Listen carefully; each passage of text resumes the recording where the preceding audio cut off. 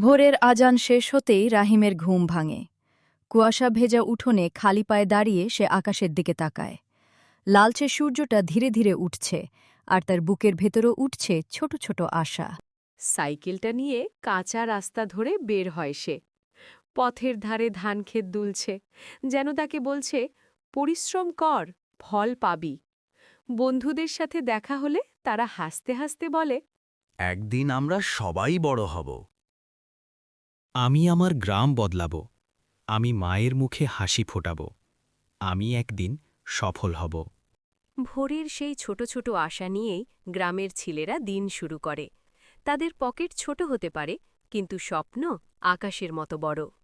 আমার এই চ্যানেলটা যদি আপনাদের একটুখানি আনন্দ দিতে পারে, তাহলে অবশ্যই চ্যানেলটিকে সাবস্ক্রাইব করবেন, শেয়ার করবেন, লাইক করবেন, কমেন্ট করবেন। সকলকে ধন্যবাদ।